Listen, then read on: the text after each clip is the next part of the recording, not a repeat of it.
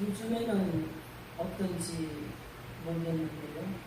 전에 송구영신 예배 드릴 때 많은 교회들이 말씀 뽑기라는 걸 했습니다. 그렇죠? 이게 찬반 논란도 많이 있었어요. 그래서 성경에는 제비 뽑기가 있잖아요. 신약에도 있고 구약에도 있고 그래요.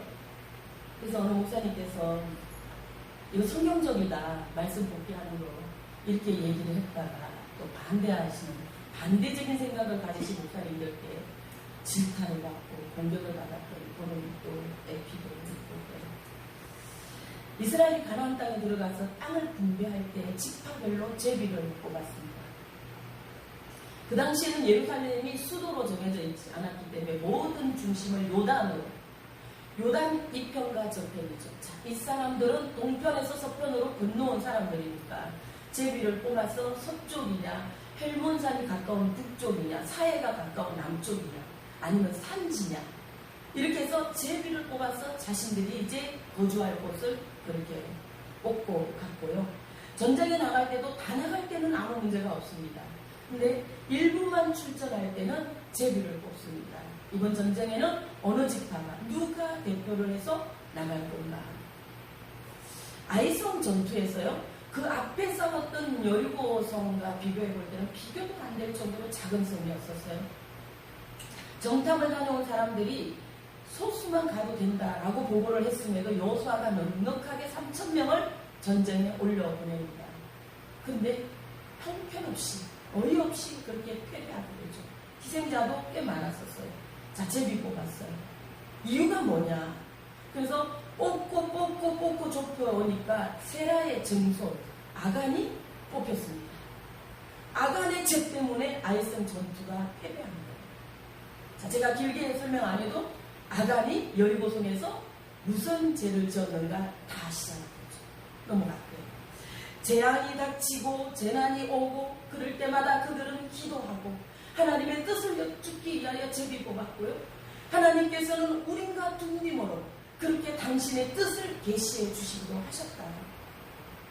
근데 성경의 이 제비 뽑기 이런 내용들과 오늘 우리가 하는 뽑기하고는 권위적으로나 근거면에서 완전히 다른 차원의 이야기죠. 그래도 교회들은 이게 뭐 성경적이냐 아니냐 이런 걸 따지기보다 교인들에게 유익한 게 뭘까? 그걸 생각하면서 이벤트로 또 행사로서 이렇게라고 해서 우리가 말씀 생활을 좀 잘해보자라는 취지로 말씀 뽑기라는 걸 한다라는 거예요. 근데 이 참 흥미로운 것은요, 말씀을 딱 뽑잖아요. 그러면 이 말씀이 최대하게 내 얘기야. 딱 나에게 주시는 말씀. 이게 하나님의 말씀이라서 그런지 모르지만 나의 말씀이다. 이렇게 막 닿는 거예요. 그러다 보니까 또 말씀을, 그 말씀을 붙잡게 되고 묵상하기도 되더라는 거예요. 자, 그런 의미로 맥락으로 볼 때는 이것이 나쁘다고는 할 수 없겠죠. 또 좋은 의미로 볼 수도 있다라는 생각이 듭니다. 그래도 참 다행인 것이요, 제비를 딱 뽑았는데 이사야서 1장 5절 6절, 창세기 22장 2절 이런 말씀을 뽑으면 어떻게 해야 되나요? 이사야 1장, 너희가 어찌 저 매를 맞으려고 계획하느냐. 돌아보라.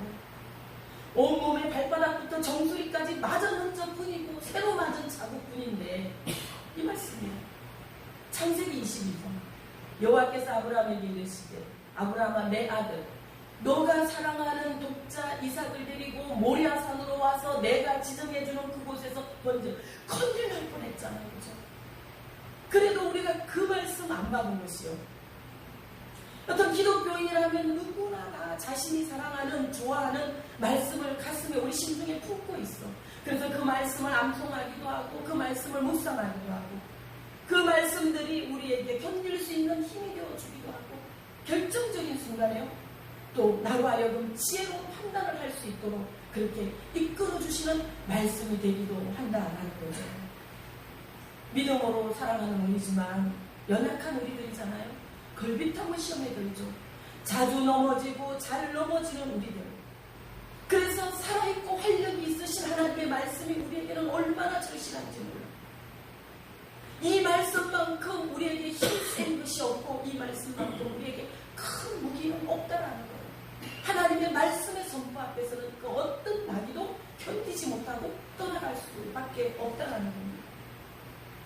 그래서 이 말씀을 따라서 살아가려고 하고 이 말씀을 기뻐하는 사람들이 그리스도인의 삶이다라고 정의를 내린다고 해도 하나도 이상할 것이 없고 과언이 아니다. 하나님의 말씀이 선포되는 교회, 그 말씀을 아멘하는 교회, 그 말씀으로 살아내고자 무더기도 애쓰는 사람들이 많이 모인 교회가 건강한 교회, 복된 교회, 하나님이 기뻐하시는 교회가 된다. 그런 가족, 그런 가족들이라고 한다면 더함없는 축복의 가정이죠. 하나님의 말씀이 있기 때문에 그렇습니다. 레 미자라블, 빅토르 위고의 소설이죠. 19세기 프랑스의 사회상을 너무나도 잘 표현하고 그려냈던 그의 역작인 레 미자라블의 이야기의 시작은 소년이 장발장이요, 주인공의 이름이죠. 그 아이가 빵을 하나 훔치면서부터 시작이 됩니다. 집에는 누나들이 있고요, 매형은 어디 갔는지 어린 조카들이 있었어.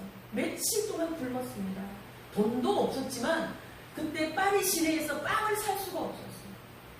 새벽부터 가서 줄을 얼마만큼 서야 겨우 빵 2개를 살 수 있는. 그래서 장반장이 조카들을 먹이려고 빵을 훔치다가 도둑으로 잡히죠. 실행을 5년 받았습니다. 감옥에 들어갔어요. 근데 탈옥을 4번이나 시도한 거예요. 5년 동안. 왜 그랬는지 모르겠습니다. 자기가 가야 누나들과 어린 조카들을 살필 수 있겠다는 생각 때문에 그랬는지 실패하고 자꾸만 가중처벌이 돼서 형량이 누적이 되는 거예요. 그래서 이 사람이 19년 동안 감옥에서 살다가 이제 출소하는 거예요.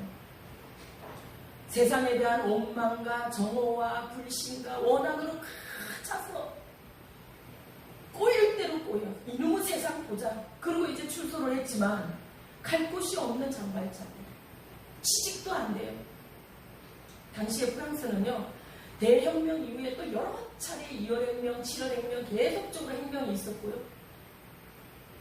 왕족주의가 무너지고 난 뒤에 민족주의, 자유주의 이런 물결이 막 들어와서 노동자와 시민들을 중심으로 해서 막 사회가 다시 재구성이 되는데 막 이런 충돌되는 과도기였었어요. 경제는 이미 파국에 있었고 경제 공황이야. 공황 상태야, 나라가. 온 거리에는요, 더럽고 지저분하고 환자들과 죽어가는 사람들과 배고픈 실직자들과 도둑과 강도들과 우글우글하게 넘쳤어요. 어디에도 장발장이 설 곳은 없는 거 20년이나 감옥에 있다가 나왔는데, 근데 정말 우연하면서도 기적 같은 기회가 가톨릭 교회 주교를 만나게 됩니다. 자, 주교는 우리가 사제라고 부르는 일반 신부들, 그보다도 좀 높은 사람. 그러니까 우리 개신교 목사들은 지금 우리 지역을 다 총괄하는 노회장쯤 된다고 볼 수 있겠죠. 그분의 도움으로 주교관 사택으로 들어가서 얼마간 머물 수 있기를 허락받고, 그리고 거기서 굉장히 좋은 대접을 받습니다. 근데 장발장의 상태가 지금 어떨까? 반사회적이잖아요. 원한으로 똘똘 뭉쳐서 지금 삐뚤어져 있는데 주교의 그런 호의와 은혜를 받고도 밤중에 물건을 훔쳐서 도망치잖아요. 근데 주교가 아끼는 은식기, 순원으로 된 식기죠. 그리고 성당을 빠져나옵니다. 그 밤에. 얼마 못 가서 경찰들에게 불신 검문에 시내에서 잡히죠. 그 주간이 발견이 되는 거예요. 거짓말 합니다. 이거 주교가 나에게 선물했다. 하긴 해야 되겠죠? 그리고 주교에게 갔는데 주교가 장발장을 보고 이렇게 말한, 자네, 내가 왜 자네에게 준 은축대는 가지고 가지 않았나? 자, 이 말에 훔친 물건이 아니다라는 혐의가 벗겨지면서 경찰들은 떠나갔죠. 두 사람만 남습니다. 주교가, 형제요, 이제 더 이상 악에 속한 사람으로 살지 말게나. 당신에게도 하나님의 선한 계획이 있다네. 그리고 훔쳐간 그 식기, 순은으로 된 식기는 물론이요, 정말 은촛대까지도 그에게 주면서 이 은들은 꼭 정직한 곳에 사용해 주기를. 이 말이었습니다. 장발장의 인생을 돌이키고 새로 태어나게 한 말. 자네에게도 하나님의 선한 계획이 있다네. 성경 말씀에는요, 많은 사람들이 하나님께 말씀을 받고 그 말씀을 새겨서 우리 표현으로 꽂혀서 그 말씀을 자신의 길을 돌아서고 순종하고 살아간 사람들의 이야기가 우리에게 많이 소개되고 있습니다. 하나님께서 말씀을 주실 때는요, 말씀을 통하여 먼저 우리를 축복하신다는 하나님의 역사와 계획이 그 축복 이후에 이루어지시다. 그래서 하나님의 계획은 다 선한 계획이에요. 그 선하심을 바탕으로 하나님께서는 계획하신다는 거예요. 창세기 6장에서 하나님께서 노아에게 방주를 만들라라고 말씀합니다. 자, 노아가 이 말씀을 받았습니다. 22절에 노아가 하나님께서 자기에게 말씀하신 대로 준행하였다. 받고 준행했어요. 하나님께서는 사람의 죄가 세상에 가득한 걸 보시면서 마음에 근심하고 한탄했다. 옛날 성경에는 후회했다. 내가 괜히 사람 만들었어. 그리고 썰어버리고자 하셨다고 그랬어요. 그리고 노아를 통하여 하나님이 이 방주를 지으시고 오실 메시아를 예표하시고 인류가 방주에서 다시 시작되게 하셨다는 거예요. 그래서 하나님의 말씀은 누군가 그 말씀을 받을 때 다시 시작되는 하나님의 역사가 아브라함은요, 하나님께서 아브라함에게는요, 내가 너로 큰 민족이 되게 하리라. 네 이름도 내가 유명하게 해줄게. 그리고 너는 복이 될지라. 이 말씀을 아브라함이 받습니다. 그리고 고향 갈대아 우르를 떠나죠. 본토 친척 아버지 집을 떠나서 그는 우리 믿음의 인류 믿음의 조상이 되고 복의 근원이 됐어요. 예수님께서 사울에게 왔어요. 사울아, 청년 사울이죠. 바울이기 전에 너가 왜 나를 받게 하느냐. 이 말씀을 바울이 받습니다. 그래서 그는 이 말씀을 통해 자기 인생의 터닝 포인트. 바울이 자신을 고백할 때 나는 모든 사람에게 빚진 자야. 헬라인이나 유대인이나 이방인이나 이 사람은 진짜 빚쟁이처럼 살았어. 빚진 자로 살았어요. 그리고 모든 이방에 복음 전하는 사람이 됩니다. 베드로는요, 부활하신 주님을 갈릴리 바다에서 다시 만납니다. 살짝 뻘쭘했겠죠. 주님을 3번이나 그렇게 부인하고 도망갔었던 베드로. 주님이 다가오셔서 다정하게 시몬아, 너가 나를 사랑하느냐? 그래서 너무 죄송하고 민망해서 예도 못하고 주께서 아십니다. 그래? 그렇다면 너는 내 양을 먹으라. 베드로가 받았습니다. 이 말씀을 받고 그는 예루살렘으로 돌아갔고요. 그리고 많은 사람들에게 복음 전합니다. 당신들이 얼마 전에 죽인 그가 예수라. 이 말을 전하고 교회가 서게 하는 거죠. 어거스틴도 말틴 루터도 수많은 영성가들도 우리 앞에 먼저 가신 믿음의 모든 선진들도 우리 부모님들도 하나님께 받은 말씀이 있었어요. 이 말씀을 가지고 그들은 세상을 그저려 이기고 세상을 변화시키고 세상을 비추어가고 우리에게까지 믿음이 오게 했다라는 겁니다. 하나님의 말씀은 정보나 지식이 아니에요. 나타내시는 능력이고 생명이고 영생이고. 사랑하는 여러분, 오늘 우리에게도 이 말씀이 있습니까? 나를 평생 이 자리로 이끌어 주신 말씀, 내 삶에 변화를 주신 말씀, 내 인생을 통째로 지배해 주신 말씀, 이 말씀이에요. 본문은 예수님이 가버나움 성전에서 회당에서 가르치실 때였습니다. 우리 성경에서 헬라어로 에고 에이미라는 게 있죠. 이 에고 에이미는 예수님께서 자신을 말씀하실 때 나는 나다, 나는 무엇이다 라고 할 때 에고 에이미 이렇게 쓰죠. 특별히 요한복음에서 예수님이 자기 선언을 하셨던 이 에고 에이미는 7가지의 계시였어요. 나는 선한 목자다, 참 포도나무다, 나는 은혜와 길과 진리다, 생명이다, 이 말씀을 하시는데 우리 본문과 연관되어지는 그 앞에 내용들을 볼 때 예수님은 나는 생명의 떡이다 이렇게 말씀하셨어요. 너희 조상들은 광야에서 만나를 신령한 음식이었잖아요. 처음 보는 음식이었잖아요. 그 신령한 음식 만나를 먹어도 죽었는데 나는 하늘에서 내려오는 살떡이라. 그래서 이 떡을 먹는 자는 나로 말미암아 살리라. 좀 어렵죠. 이때도 그래서 이 이야기를 듣고 있던 무리들이 불편해졌습니다. 왜냐? 이들은 얼마 전에 주님과 실제로 떡을 먹었거든요. 떡을 자주 먹었던 사람들이에요. 우리 치면 밥이에요 이게. 그래서 이 말씀을 듣고 자기들끼리 수군대기도 하고 이 말을 놓고 옥신각신 서로 다투고 니는 그리 생각하냐? 나는 이해가 될 것 같다. 이게 무슨 말씀인지 알 것 같다. 이렇게 서로 다투기도 했다는 거예요. 그러니까 예수님께서 이 말씀을 하시기 전에 이전까지는 많은 표적과 이적을 베푸셨는데 바로 전에 오병이어가 있었어요. 5,000명을 먹이시고 이 일이 있으신 후에 예수님을 따르는 무리들이 부쩍 늘어났어요. 예수님께서 떡을 먹이신 이 사건은 당시로 배고픈 무리들에게 충격도 됐지만 너무 진정으로 너무 필요한 현실적인 그 필요를 채운 문제였기 때문에 많은 사람들이, 많은 배고픈 사람들과 궁금한 사람들과 이런 사람들이 모여든 거예요. 여러 부류의 사람들이 모이고 말씀해 보며 많은 사람들이 모이고 그 중에는 자언하는 제자들도 많았더라 그랬습니다. 떡을 먹고 난 후에 현상에 이르요. 여기 제자들은 예수님께서 부르신 12제자가 아니죠. 이들은 자신들이 본인들이 이제 자언하는 일종의 도움이 헬퍼들이었어요. 자, 예수님께서 이 지역에 갈릴리로 가셨다가 가브나움으로 가셨다가 이렇게 움직이실 때마다 너무 많은 무리들이 모여들고 이러니까 뭔가 좀 섬김이들이 있어야 되겠죠. 뭐 청소도 좀 해야 되고 또 사람들도 좀 이렇게 해야 되고 이런 자원했던 제자들, 이 제자들이 많아졌다는 거예요.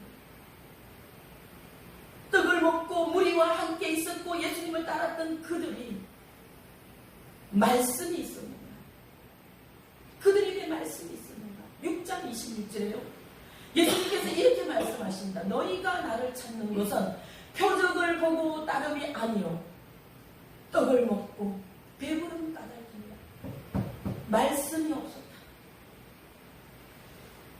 뭔지 좀 예수님을 따라다니면 좀 우리도 괜히 더더구나 우리가 헬퍼로서 스텝이 되어 있을 때는 가오도 좀 서는 것 같고 예수님 때문에 내가 좀 뭔가 하는 것 같고 우쭐해지고 예수님께서 주시는 그 떡을 먹고 배는 부른데 말씀이 없어. 말씀. 예수님을 따르고 했었으나 또 물질을 따르고 자기 자신에 속해져 있는 현실과 자기 열정과 자기 감정과 이것에 유익이 있을까 하여 따르는 말씀이 없었다는 거예요. 당시에는 개인적으로 뭐 독서하고 큐티하고 묵상하고 이런 일들을 하지 못할 때였으니까요. 듣는다는 것은 매우 중요한 거예요. 듣는다는 중요한 지식을 얻는 그런 행위도 될 수 있지만 듣는다라고 말을 할 때는 성경에는 자세입니다. 신앙과 직결되었던 자세. 듣지 못하는 이가 어찌 믿으리요. 바울이 전도할 때 이 말을 했죠. 전하는 사람이 없으면 누가 들을 수 있으며 듣지 못하면 아무리 전해도 듣지 못하면 누가 믿으리요. 자, 이렇게 듣는 이들에게는 주님의 말씀이 들려도 듣지 못하기 때문에 말씀이 없는 거예요. 예수님께서 자신을 가르쳐 나는 하늘로부터 온 생명의 떡이라라고 말씀하신 거예요. 갈보리에서 자신의 몸을 내어주시고 우리 인류의 모든 죄를 대속하실 메시아가 오셨다라는 것을 지금 조금씩 계시하고 계시는 말씀입니다.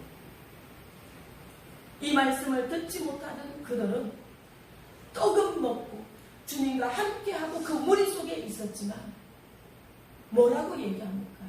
이 말씀은 어렵도다. 스클레로스, 딱딱하고 힘들다. 우리는 받아들일 수 없다 그랬습니다.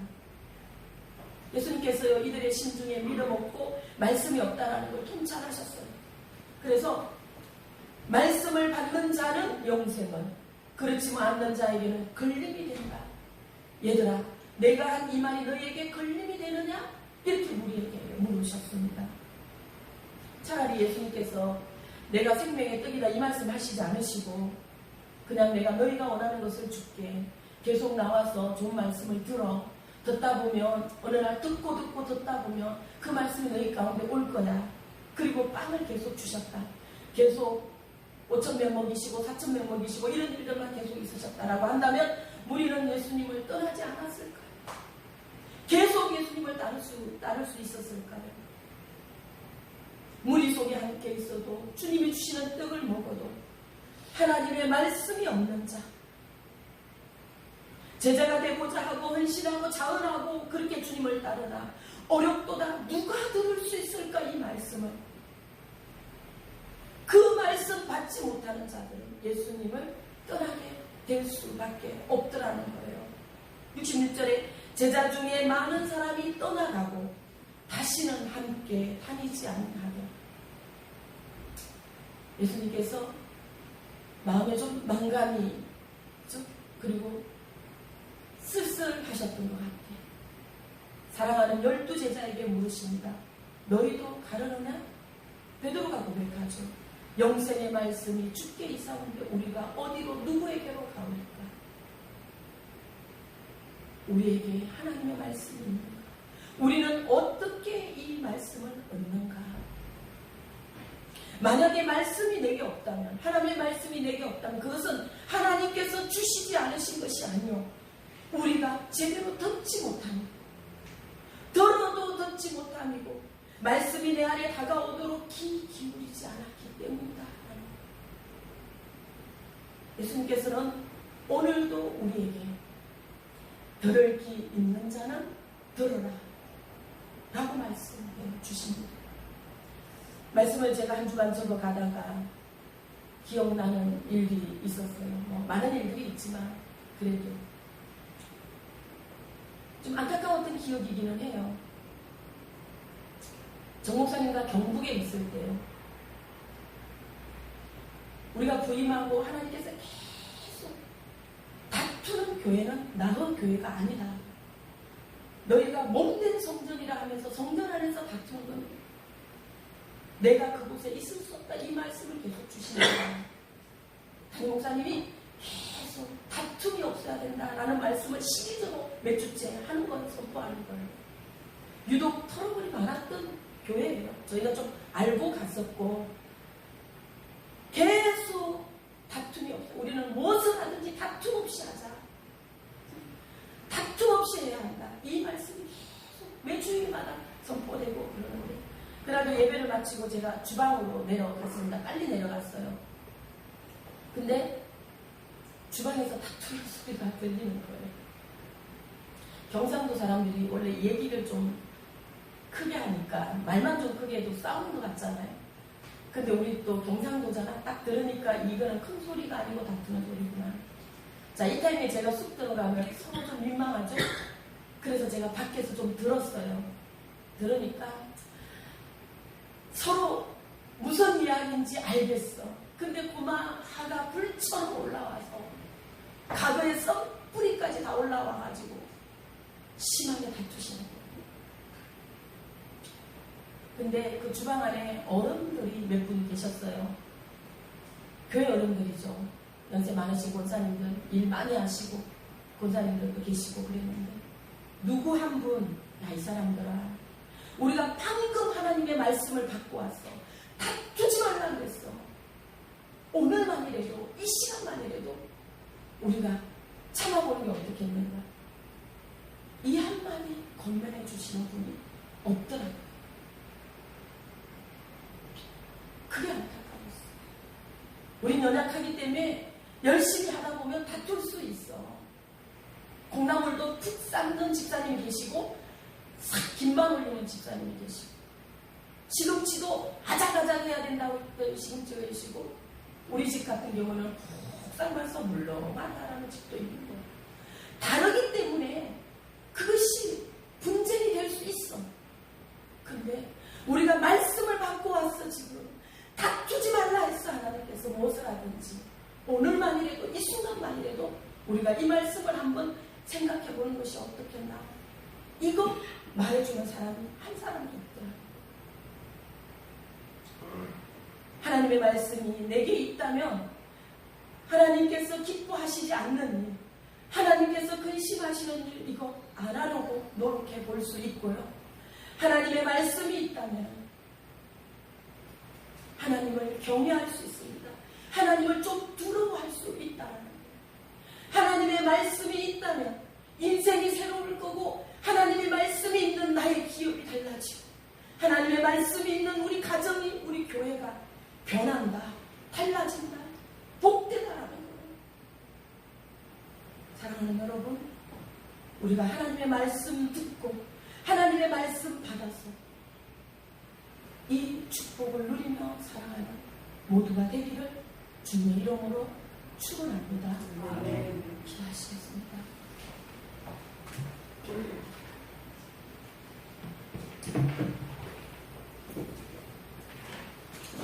오늘도 말씀하시고 그 말씀 안에 역사하시는 하나님 아버지, 주신 말씀 받아 저희들은 또 삶의 자리로 돌아갑니다. 말씀은 늘 우리로 다짐하게 하지만 연약한 저희들이라서 세상에 가서 살다 보면 말씀을 잊고 육신의 욕심을 따라 살려고 하는 적이 얼마나 많은지 모릅니다. 주여, 우리를 도와주시옵소서. 아버지의 말씀은 우리 심령 골수까지라도, 우리의 마음의 생각과 뜻까지라도 판단하시고 감찰하신다 하셨으니 우리로 선한 길, 선한 행위 따라 살 수 있게 인도하여 주시옵소서. 예수님 이름으로 기도합니다. 아멘.